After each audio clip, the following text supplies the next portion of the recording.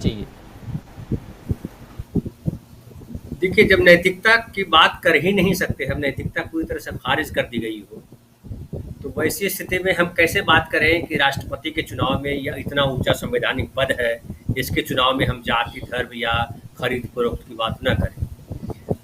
और राजनीति तो हमेशा होती रही, इसमें कोई दो राय नहीं। आज कोई पहली बार राजनीति नहीं हो रही है। हालांकि इस बात पे अगर करें, ये आदिवासी लाए गए या ये इसके पहले दलित लाए गए या इसके पहले और आई, इसके पहले और आए, तो टोकनिज्म तो रहा। अब शुरुआत की बात करें तो शुरुआत में अलग बात थी। लोग अपनी नैतिकता को ध्यान में रखते थे और एक विचार विमर्श होता था कि कौन व्यक्ति राष्ट्रपति पद के लिए सबसे उत्तम व्यक्ति है। तो वो बात तो अब रही नहीं। अब बात ये आ गई है कि राष्ट्रपति पद से भी क्या लाभ लिया जा सकता है, राजनीतिक पार्टियां इस लेवल पे सोच रही हैं। और उसमें भी ये है कि जो प्रधानमंत्री है, वो प्रधानमंत्री सिर्फ जो है एक सांसद के तौर पे या लोकसभा का जो है नेता के तौर पे नहीं है। प्रधानमंत्री जो है इस देश के राजा की तरह बिहेव कर रहा है कि जो है राजा जो कहे वही सबको मानना है। वो चाहे संविधान में जो लिखा हुआ है या कानून की किताबों में जो लिखा हुआ है उस पर अमल नहीं करना है। जो प्रधानमंत्री कहे उसी को समझना है, उसी को सोचना है, उसके संकेतों के अनुसार काम करना है। जब इस तरह का सोच लाके खड़ा कर दिया जाए सामने, तो बड़ा मुश्किल हो जाता है। क्योंकि जितने भी आपके विधायक हैं, जितने भी आपके सांसद हैं, जितने भी हमने जनप्रतिनिधि चुने, वो सब जो है वो हट जाते हैं उस जगह से और वो काम करने लगते हैं एक प्रधानमंत्री या कहिए कि जिस तरह से वो चलाना चाहते हैं पूरी व्यवस्था को, वैसे चलने लगते हैं। चाहे वो ईडी सीबीआई का डर दिखा करके करें या पैसे का लोभ दे करके करें या किसी और तरीके से करें।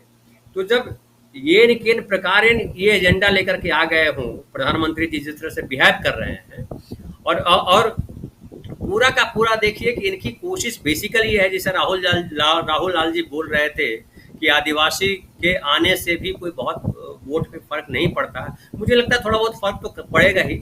और खास करके चुनाव जब गुजरात में है, गुजरात में बहुत रिस्क पे है बीजेपी।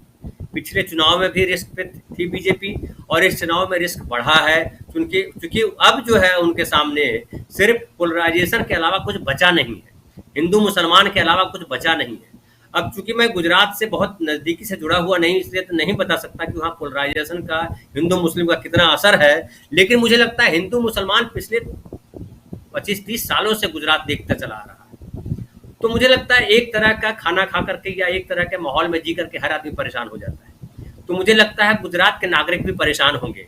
और इस बार जो अभी बारिश हो रही है, अभी गुजरात में या महाराष्ट्र में जिस तरह से बारिश हो रही है, और गुजरात में जिस तरह से सड़कों की हालत है कि हर जगह वाटर लॉगिंग है, जल जमाव है, वैसी स्थिति में कई मैंने एक मैंने वीडियो देखा जिसमें बीजेपी की गाड़ी जो है मोदी जी और शाह जी का पोस्टर लिए, एक बैनर लिए हुए चली जा रही है।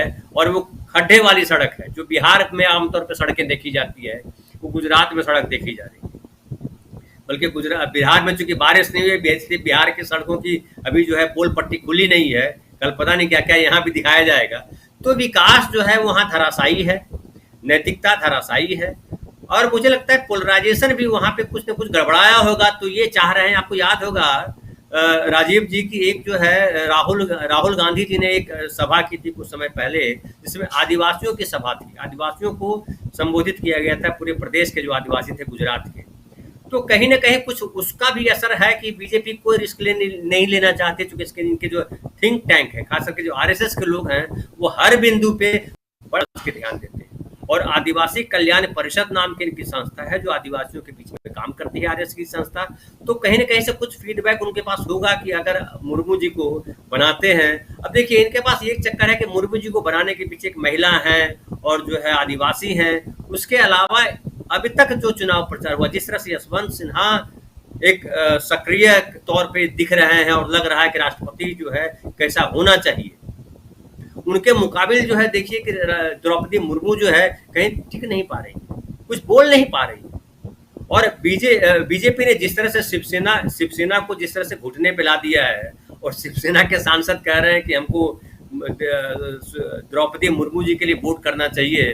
तो अगर बीजेपी नहीं भी उनसे मिलना चाहती है, तो एक द्रौपदी मुर्मू का एक कर्तव्य था, चूंकि वो जो है किसी पार्टी की तरफ से केवल नहीं है, राष्ट्रपति जब बनेंगी वो, तो अगर उनको समर्थन करना चाह रहे हैं शिवसेना के लोग, तो एक धन्यवाद भी भेज देते कि चलिए आप भी मुझे समर्थन दे रहे हैं, तो मुझ में आपको भी योग्यता दिखी, उसको उस तरह से ले सकते थे। लेकिन वो मंदिर जाने के अलावा या कहीं और भोज खाने के अलावा कुछ कर नहीं रही है। तो जो राष्ट्रपति के चुनाव से पहले दिखावे के लिए ही कुछ बेहतर नहीं कर पा रही हैं, आदिवासियों की सभा में ही चली जाती।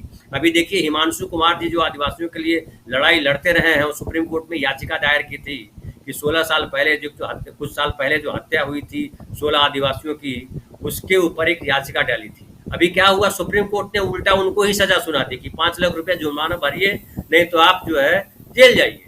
और उन्होंने हिमांशु कुमार जी ने कहा कि हम जेल जाने को तैयार हैं।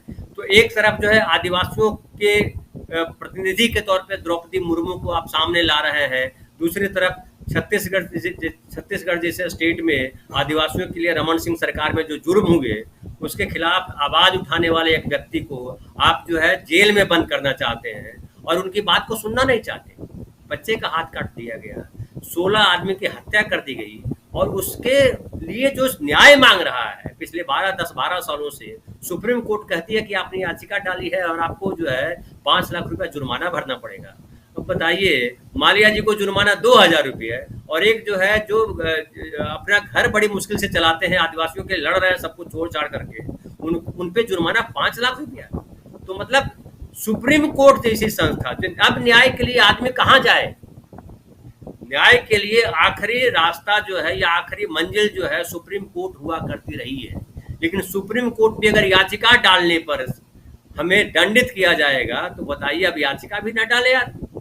तो ऐसी स्थिति जब कर दी गई हो, तो द्रौपदी मुर्मू जी को आदिवासी है इसलिए बनाना, तो वो खाली टोकनिज्म की राजनीति कर रही है बीजेपी। लेकिन ये राजनीति जो है मुझे लगता है देश का बेड़ा गर्क करेगी।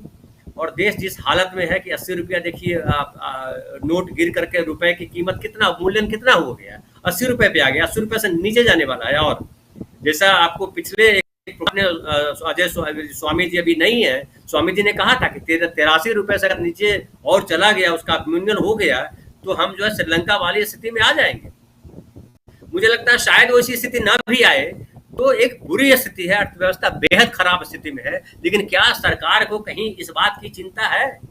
तो बताइए, बावजूद इसके अगर हिंदू मुसलमान को लेकर के या किन्हीं बातों को लेकर के बीजेपी के पक्ष में लोग खड़े दिखाई पड़ रहे हैं, वो भले जनता चुनाव नहीं कर रही है, हमारे प्रतिनिधि जिस तरह से खड़े हो रहे हैं या जिस तरह से सुप्रीम कोर्ट ने निर्णय दिया है वहां के मामले में, महाराष्ट्र के मामले में, वो सब मिला करके लग रहा है कि ये खरीद फरोख्त जैसा, जो तो ये तो छोटा है तो छुपा करके कर रहे हैं, लेकिन पूरी की पूरी दिख रही है कि सारी नैतिकता के इन्होंने ध्वस्त कर दिया है। राजीव जी, बड़ी चिंता का विषय है।